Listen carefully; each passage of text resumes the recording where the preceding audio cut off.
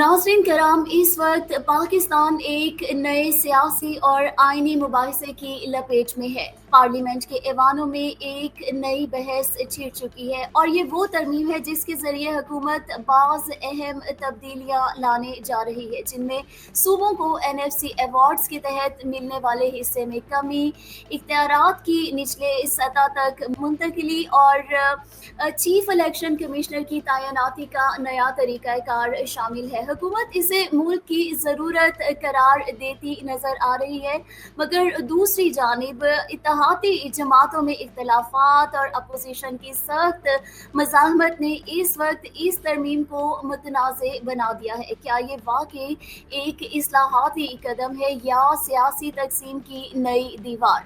आज के प्रोग्राम में हम इन्हीं पहलुओं पर बात करेंगे। मैं हूँ सोबिया अली और मेरे साथ मौजूद हैं हमारे सीनियर तज्ज़ियाकार अब्दुल कयूम खान कुंडी साहब। हम आपको खुशामदीद कहते हैं। प्रोग्राम है हमारा पाकिस्तान आजकल। तो नाज़रीन, जैसा कि हमने कुंडी साहब, जैसा कि मैंने अभी बताया कि आज हम 27th अमेंडमेंट पर बात करने जा रहे हैं, तो यहाँ सबसे पहले मेरा आपसे सवाल ये है कि क्या ये वाकई ये तरमीम जो है निज़ाम की दुरुस्तगी की एक कोशिश है या एक सियासी चाल है जो 18वीं तरमीम के तवाज़ुन को बदलने जा रही है? काइंडली हमें इस हवाले से कुछ आगाह कीजिए। देखिए, किसी भी मुल्क का जो आइन है वो इंसान का लिखा हुआ, उसमें तब्दीलियाँ होती हैं। तो आइनी तरामीम जितने भी दुनिया में ममालिक हैं वहाँ होती हैं, लेकिन देखना ये होता है कि वो तरामीम क्यों की जा रही हैं और तरामीम का जो प्रोसेस है वो क्या है। यानी कि आप ये देखें कि अमेरिका की जो जमहूरियत है उसको 250 साल हो गए हैं। अब 250 साल में इन्होंने 27 तरामीम की हैं और आखिरी तरमीम 1992 में हुई थी। यानी कि उस तरमीम को हुए हुए भी अब तकरीबन 30 साल हो चुके हैं, 35 साल। लेकिन हमारे यहाँ सूरत हाल ये है कि 1.5-2 साल पहले 26वीं तरमीम हुई, जिस पे काफ़ी तनकीद हुई और जिस तरह से वो तरमीम की गई उस पर काफ़ी तनकीद हुई और हुकूमत की साख को नुकसान पहुँचा और बहुत से मुकदमात अभी तक 26वीं तरमीम के अदालतों में पड़े हैं। ऐसी सूरत हाल में अब हुकूमत 27वीं तरमीम ला रही है।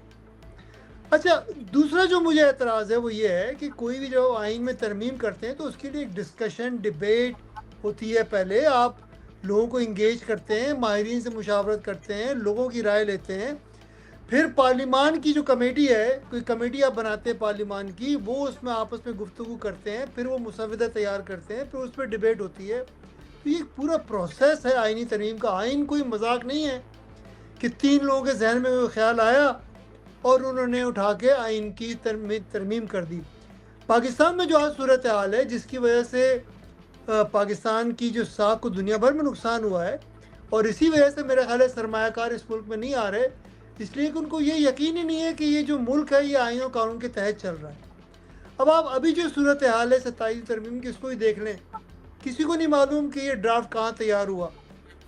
3 लोगों ने डिस्कस किया और जब बिलावल साहब ने ट्वीट की तो उस पर बहस गर्मा गर्म हुई। तो मैं समझता हूँ कि जो उसका अमल है और जो ड्राफ्ट के अंदर जो तजावीज़ दी गई हैं उस तमाम से लोगों में एक गम और गुस्से का इजहार कर रहे हैं लोग। यानी कि जो तरामीम अभी हो रही हैं इसमें एक तो है कि जी फेडरल कॉन्स्टिट्यूशनल कोर्ट बनाएंगे ये, ठीक है, यानी कि एक और लेयर क्रिएट कर देंगे कोर्ट्स की। एग्जैक्टली, आप इसकी अहम शिकों के ऊपर रोशनी थोड़ी सी डाल दीजिए। जी, यानी कि जो मैंने जो ड्राफ्ट पढ़ा है, जो 27वीं तरमीम का ड्राफ्ट आया है सामने, उसमें ये एक और लेयर क्रिएट कर रहे हैं अदालत की। यानी कि सुप्रीम कोर्ट के ऊपर भी एक अदालत होगी, फेडरल कॉन्स्टिट्यूशनल कोर्ट। वो कोर्ट की तैनाती एग्जीक्यूटिव खुद करेगी, यानी कि एक तरह से एग्जीक्यूटिव के ताबे होगी। तो जो अदालत किसी हुकूमत के ताबे होगी वो तो उसी हुकूमत के हक में फ़ैसले करेगी, आज़ाद तो नहीं होगी। एक तो ये बात है। दूसरा ये है कि जो एक अहम तरीन मामला इसमें है वो है जी फील्ड मार्शल की ताहयात अपॉइंटमेंट। अच्छा, वो ये कह रहे हैं कि जी चीफ जो फील्ड मार्शल साहब हैं या एयर मार्शल साहब होंगे या फ्लीट एडमिरल होंगे, वो ताहयात तो होंगे लेकिन ये टाइटल होगा, रैंक, यानी कि उनके पास कोई इख्तियार नहीं होगा, उसमें सिर्फ एक एजाज़ी टाइटल होगा उनके पास। सवाल ये पैदा होता है कि अगर ये एजाज़ी टाइटल है जिसका कोई इख्तियार नहीं है और असल इख्तियार आर्मी चीफ के ओहदे में है, جو ڈیفینس کے جی ہیڈ ہوں گے، ڈیفینس فورسز کے ہیڈ ہوں گے، تو پھر فیلڈ مارشل کے عہدے کو تحیات کرنے کی ضرورت کیا ہے آئین کے اندر؟ ویسے ہی آپ انہیں کوئی پروسیجر بنا کے ان کو اعزاز دے دیں، مراد دے دیں، لیکن ان کی کارکردگی کی بنیاد پہ. لیکن آئینی ترمیم اور جس طرح سے یہ کر رہے ہیں آئینی ترمیم، اس سے میں سمجھتا ہوں کہ پاکستان کی بین الاقوامی ساکھ بھی خراب ہوگی، اور اس حکومت جس پہ ویسے ہی عوام کا اعتماد کم ہے، ان پہ عوام کا اعتماد مزید کم ہوگا. اچھا ٹھیک ہے، آپ نے کافی تفصیلاً یہ بات اس کے اوپر روشنی ڈالی. یہی اگر ہم دیکھیں کنڈی صاحب، تو حکومت ہمیں یہ بھی کہتی نظر آ رہی ہے کہ 27ویں ترمیم جو ہے وہ اصلاحات کا حصہ ہے، مگر آپ کے خیال میں کیا یہ 18ویں ترمیم کی روح کے خلاف نہیں ہے؟ دیکھیں بات یہ ہے کہ 18ویں ترمیم جو ہوئی اس پر مجھے کئی اعتراضات تھے، جس پہ میں نے لکھا بھی ہے کافی. لیکن میری پوزیشن ہمیشہ یہ رہی ہے کہ اگر کسی ہمیں قانون سے اختلاف ہے یا آئینی شق سے ہمیں اختلاف ہے، تو ہمیں ایک سیاسی تحریک کے ذریعے اس شق کو بدلنا چاہیے، رائٹ. لیکن جی جب تک ایک شق آئین میں ہے، اس پہ عمل ہونا چاہیے. مجھے اعتراض 18ویں ترمیم پہ یہ ہے کہ آپ نے 18ویں ترمیم میں یہ کہا کہ آپ صوبوں کو اختیارات دے رہے ہیں، جی آپ نے یہ کہا کہ آپ صوبوں کو وسائل دے رہے ہیں، ٹھیک ہے، لیکن نہ آپ نے وسائل دیے صوبوں کو، اس لحاظ سے کہ جو وسائل دیے گئے وہ صوبوں میں بلدیاتی اداروں کو نہیں دیے گئے، اس لیے کہ بلدیاتی ادارے وہ ادارے ہیں جو آپ کی روڈیں بناتے ہیں، جو آپ کی ہسپتالوں کی دیکھ بھال کرتے ہیں، جو عوام کی خدمت کرتے ہیں، وہ بلدیاتی ادارے ہوتے ہیں، ٹھیک ہے. بلدیاتی ادارے آپ نے بنائے نہیں، ان کو وسائل آپ نے دیے نہیں. تو 18ویں ترمیم کا جو بنیادی مقصد تھا صوبوں کو وسائل دینا اور عوام کی خدمت کرنا، وہ تو فوت ہو گیا.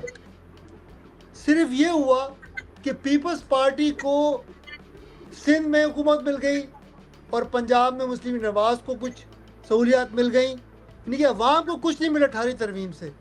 تو میں یہ سمجھتا ہوں کہ جو کرنٹ اسٹرکچر ہے، یعنی کہ مین اعتراض جو فیڈرلسٹ لوگ ہیں جو کہ وفاق کی بات کرتے ہیں، ان کو یہ ہے کہ 18ویں ترمیم میں جو مراد ملی ہیں صوبوں کو، اس کی وجہ سے ایک بڑا حصہ بجٹ کا صوبوں کے پاس چلا جاتا ہے، ٹھیک ہے. یہ ایک میں اہم اعتراض ہے نا، اسی لیے NFC ایوارڈ کو ریکانسٹیٹیوٹ کرنے کی بات ہو رہی ہے. میں اس میں یہ کہتا ہوں کہ بات یہ ہے کہ ہمارے جو ٹیکسوں کا نظام ہے اس میں توازن ہے ہی نہیں. یعنی کہ اگر آپ دوسرے ملکوں کو دیکھیں تو وہاں صوبے اپنا ٹیکس خود کلیکٹ کرتے ہیں. ایگزیکٹلی اس وقت اگر ہم دیکھیں تو NFC ایوارڈز کے لحاظ سے بھی صوبوں کے بڑے تحفظات جو ہیں وہ سامنے آ رہے ہیں. اسی لیے نا کہ دیکھیں بات ہے وسائل کے بٹوارے کی کشمکش ہے، ٹھیک ہے. جی اچھا ایک بات یہ ہے، تو پہلی بات تو یہ کہ جو آپ کا ٹیکس کا نظام ہے اس میں توازن نہیں ہے. یعنی کہ مثال کے طور پہ امریکہ میں کیلیفورنیا ٹیکس کلیکٹ کرتی ہے، سیلز ٹیکس. جی سیلز ٹیکس ایک صوبائی سبجیکٹ ہے، ہمارے یہاں سیلز ٹیکس ایک فیڈرل سبجیکٹ ہے. تو بھائی اگر آپ فیڈرل سیلز ٹیکس لے رہی ہے تو صوبے اپنے وسائل کے لیے کون سا ٹیکس لگائیں گے، رائٹ. صحیح. دوسری بات یہ ہے کہ اگر آپ پیسے لے رہے ہیں، وفاق سے پیسے لے رہے ہیں، ٹھیک ہے، تو وہ پیسے پھر کچھ خرچوں میں جو وفاق کے اوپر آپ نے ڈالے میں، وہاں وہ خرچے بھی صوبوں کی طرف جانے چاہیے. مثال کے طور پہ یہ جو سرکولر ڈیٹ ہے، سرکولر ڈیٹ میں آپ کا سکر جو الیکٹرک سپلائی کارپوریشن ہے، انہوں نے بجلی بیچی سکر میں لوگوں کو، ٹھیک ہے. اب وہ وہاں سے بل کلیکٹ نہیں ہوا. جب بل کلیکٹ نہیں ہوا تو جنہوں نے بجلی پیدا کی تھی ان کو آپ نے پیسے نہیں دیے، وہ پیسہ آپ نے نہیں دیے تو سرکولر ڈیٹ بن گیا، رائٹ. ایک سمپل طریقے سے آپ کو سمجھا رہا ہوں. تو اگر آپ صوبوں کو وسائل دے رہے ہیں تو ایسے خرچے جو صوبوں کے اندر ہو رہے ہیں وہ خرچے بھی صوبوں کو اٹھانے چاہیے.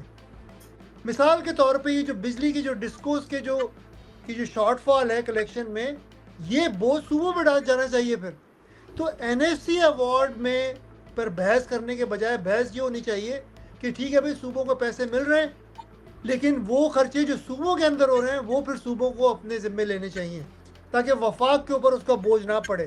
اب آپ کا جو سرکولر ڈیٹ ہے 2.5 ٹریلین روپیز کا، وہ بیسیکلی صوبوں کے اوپر ہونا چاہیے بوجھ، وہ وفاق پہ نہیں ہونا چاہیے. تو ہمارا سارا سسٹم ہی اس وقت گڑبڑ ہے. اسی لیے میں نے یہ پروپوز کیا ہے کہ جی نظام میں اصلاحات کی ضرورت ہے، اور یہ جو 27 ترامیم کر کے آپ نے آئین کی شکل بگاڑ دی ہے، تو تو مجھے ایسا محسوس ہوتا ہے کہ جو ہمارا 73 کا آئین ہے وہ اب قابل عمل ہی نہیں رہا.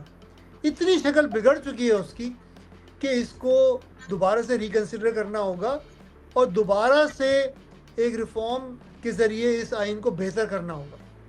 صحیح. یہاں پر اگر ہم بات کریں جیسے اتحادی جماعتیں جو ہیں ان کے بھی تحفظات ہم نے دیکھے وہ اپنے کنسرنز اس وقت شو کر رہے ہیں اس حوالے سے. اور اگر پیپلز پارٹی کی بات کی جائے, آپ نے بلاول صاحب کی ٹویٹ کی بات کی, تو اسی حوالے سے پیپلز پارٹی کی مخالفت سے حکومت کی آئینی برتری آپ کے خیال میں متاثر ہو سکتی ہے؟ کیا حکومت کے پاس اس کے علاوہ کوئی اور آلٹرنیٹیو پلان ہے, کوئی متبادل پلان, بھائی آلٹرنیٹیو؟ آپ ہسٹری دیکھیں. ہسٹری یہ ہے کہ انگوٹھا چاپ ہیں. ہسٹری یہ ہے کہ اگر پیپلز پارٹی آج کوئی اعتراض کر رہی ہے تو کوئی گیو اینڈ ٹیک کرنا چاہتی ہے کسی موضوع پہ. تو میں یہ سمجھتا ہوں کہ یہ جو 27ویں ترمیم ہے اس میں مکمکہ ہوگا پیپلز پارٹی اور مسلم لیگ نواز کا, اور یہ انگوٹھا چاپ پارلیمان سے منظور ہو جائے گی, جس سے چند لوگوں کو فائدہ ہوگا لیکن ملک کو نقصان ہوگا. اس کی وجہ یہ کہ آپ آئینی ترمیم کا جو پروسیس ہے نا, جب آپ نے اس کو پراپر طریقے سے اڈاپٹ نہیں کیا تو آپ تاریخ دیکھ لیں, جو بھی ایسے ترامیم ہوئی ہیں آئین میں جس میں پراپر طریقہ اڈاپٹ نہ کیا گیا ہو, اس پہ ہمیشہ اعتراضات ہوئے ہیں, اس پہ ہمیشہ لوگوں نے تنقید کی ہے, اس کی وجہ سے ہمیشہ ملک کو نقصان ہوا ہے. تو یہ 27ویں ترمیم ہے, اس سے بھی میرا اندازہ یہ ہے کہ ملک کو بے انتہا نقصان ہوگا. جو فورن انویسٹر ہے وہ مزید ڈر جائے گا آپ کے ملک میں کام کرنے سے, اس لیے کہ اس کو یہی نہیں پتا کہ پاور, دیکھیے بیلنس آف پاور ہونا چاہیے 3 انسٹیٹیوشن میں, کورٹس, ایگزیکٹو اور لیجسلیٹو. اگر ان 3 کے درمیان بیلنس آف پاور نہ ہو اور ایک آرگن جو ہے وہ باقی 2 کو کنٹرول کر رہا ہو تو سرمایہ کار ڈر جاتا ہے اس سے. یعنی کہ آپ امریکہ جیسے ملک کو دیکھ لیں نا, امریکہ جیسے ملک میں جہاں یہاں بیلنس آف پاور خراب ہوئی ہے between supreme court and executive and پارلیمان, تو فورن انویسٹر ڈرا ہوا ہے امریکہ میں ہی پیسے لگانے سے, جو کہ پاکستان کی تو صورتحال بہت ہی خراب ہے. تو مجھے یہ خدشہ ہے کہ پاکستان کی جو معاشی صورتحال ہے اس پہ اس کے منفی رجحانات ہوں گے, اس کا منفی اثر پڑے گا پاکستان کی معیشت پہ. صحیح صحیح. اب اگر ہم بات کریں, جیسا کہ آپ نے, ہم آئین کی بات کر رہے ہیں, قانون کی بالادستی کی بات کر رہے ہیں, اور اس میں کوئی شک نہیں ہے کہ ریاست کے 4 اہم ستونوں میں سے ایک اہم ستون جو ہے وہ مقننہ ہے. تو اسی کے پس منظر میں اگر ہم 27th امینڈمنٹ کی بات کریں تو یہاں پہ آئینی عدالت کے قیام کی بات بھی کی جا رہی ہے.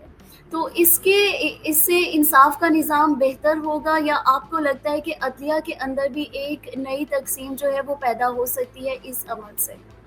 میں سمجھتا ہوں کہ یہ جو لیئر در لیئر کرتے ہیں نا ہم کریٹ, اس کی وجہ سے ملک کا نظام بہتر نہیں ہو رہا بلکہ خراب ہو رہا ہے. مثال کے طور پہ پولیس کام نہیں کری تو جی ایلیٹ فورس بنا دو, ایلیٹ فورس کام نہیں کری تو جی ایگل فورس بنا دو.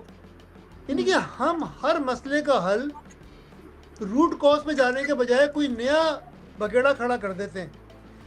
جو 1973 کا آئین ہے اس میں سپریم کورٹ ہی آئینی کورٹ ہے. سپریم کورٹ کا جو کام ہے 1973 کے آئین کے مطابق وہ ایک کانسٹیٹیوشنل کورٹ کا کام ہے کہ وہ کانسٹیٹیوشن کے بیسک فریم ورک پہ کسی مقدمے کو دیکھتے ہیں اور دیکھتے ہیں کہ کوئی آئین کی شک اس میں مجروح تو نہیں ہو رہی, یہی ان کا کام ہے. لیکن بدقسمتی سے پچھلے چند چیف جسٹس کی جو ان کا جو استعمال تھا, کیا کہتے ہیں, وہ جو ایک 184(3) کی جو آرٹیکل کو استعمال کرتے تھے خود سے عمل کر کے, اس کی وجہ سے سپریم کورٹ ایک آئین ساز ادارہ بن گئی ایک طرح سے. اس کی وجہ سے بیلنس خراب ہوا, سسٹم خراب ہوا. تو کہنے کا میرا مقصد یہ ہے کہ جو بیسک اسٹرکچر ہے 1973 آئین کا, اس میں سپریم کورٹ ہی آئینی کورٹ ہے, کسی مزید کورٹ کو بنانے کی ضرورت نہیں ہے. جو ایگزسٹنگ اتھارٹی ہے سپریم کورٹ میں اس میں تھوڑا سا رد و بدل کر کے یہ کام ان کو دیا جا سکتا تھا. اب دیکھیں نا جو 26ویں ترمیم ہوئی وہ یہی کہہ کے کی گئی تھی کہ بھئی ایک آئینی بینچ ہونی چاہیے, وہ آئینی بینچ آئینی معاملات کو دیکھے گی. تو کیا اس سے ملک میں بہتری پیدا ہوئی؟ بہتری تو پیدا نہیں ہوئی. اس سے تو لوگوں کا اعتماد مزید مجروح ہوا عدالت کے اوپر, اور عدالت بالکل ڈسفنکشنل ہے آج کل. تو یہ جو 27ویں ترمیم میں ایک نئی لیئر کریٹ کر رہے ہیں مزید ایک کورٹ کی, میں نہیں سمجھتا کہ اس سے کوئی بہتری پیدا ہوگی. مجھے محسوس ہوتا ہے کہ مزید خرابی پیدا ہوگی. یعنی آپ کو اور آپ کو اسی پس منظر میں، اسی پرسپیکٹو میں ایسا لگ رہا ہے کہ کیا اس وقت حکومت کے پاس اتنی سیاسی طاقت ہے کہ وہ اتنی بڑی ترمیم کو لا سکے، یا آپ کو لگ رہا ہے کہ یہ ترمیم ایک اور سیاسی بحران کو بھی جنم دے سکتی ہے؟ جہاں اصل طاقت ہے ملک کی وہ انگوٹھے لگوا لیں گے. یعنی کہ آپ پارلیمان، لیکن اگر پارلیمانی عمل سے 27 ترمیم آتی تو اس کا پروسیس ہی فرق ہے، جس میں نے آپ کو پہلے واضح کیا. لیکن پارلیمانی پروسیس سے تو یہ ترمیم آ ہی نہیں رہی، یہ تو ترمیم امپوز کی جا رہی ہے. کیوں کہ جو پارلیمان ہے وہ انگوٹھا چھاپ ہے، یعنی کہ وہ کہتے ہیں نا آٹو پین والی پارلیمان ہے، کہ جو بھی ان کو کہو یہ دستخط کر دیتے ہیں اس پہ. تو مجھے ایسا محسوس ہوتا ہے کہ اس پہ بھی دستخط ہو جائیں گے، پیپلز پارٹی مسلم لیگ نون میں مکمکہ ہو جائے گا، اور یہ جن کو خوش کرنا ہے ان کو خوش کرنے کے لیے پاس کر دیں گے ترمیم. لیکن ملک کو نقصان ہوگا، بہت زیادہ نقصان ہوگا. میں سمجھتا ہوں کہ 1973 کا جو آئین ہے نا وہ اتنا مجروح ہو گیا ہے، اور مزید مجروح ہو جائے گا کہ وہ قابل عمل نہیں رہے گا. We have to sit on a reform table and reform the 1973 constitution to make it for the people, by the people. جی، آپ نے بہت اچھی بات کی، اور آپ نے اینڈ میں آپ نے ایک سجیشن بھی اپنی طرف سے دی ہے، اور امید ہے کہ یہ ہماری آواز جو ہے وہ ایوانوں تک پہنچے، اور وہ اقدام اٹھایا جائے، وہ قدم اٹھایا جائے جو پاکستان کے عوام اور پاکستان کے لیے ایک بہتری کی امید جو ہے وہ پیدا کر سکے. ناظرین، پاکستان میں اس کے ساتھ ہی ہم آج کی گفتگو کا یہاں اختتام کرتے ہیں، اور میں آخر میں یہی کہنا چاہوں گی کہ پاکستان میں ہر آئینی ترمیم کے ساتھ ایک نیا سوال اٹھتا ہے کہ کیا ہم واقعی آئین کو بہتر بنانے کی کوشش کر رہے ہیں، یا صرف طاقت کے توازن کو اپنے حق میں کرنے کی ایک جنگ ہے. 27ویں آئینی ترمیم کے حامی اسے اصلاحات کہتے ہیں، مخالف اسے وفاق کے لیے خطرہ سمجھتے ہیں. اب فیصلہ وقت کرے گا کہ کیا یہ ترمیم جمہوری ارتقاء کی سمت میں ہمیں لے جائے گی، یا سیاسی انحراف کا ایک اور باب کھولے گی. دیکھنا یہ ہے کہ آئین کی یہ نئی لڑائی عوام کے لیے ہوگی یا اقتدار کے لیے. پاکستان آج کل سے ہمیں اجازت دیجیے. شکریہ.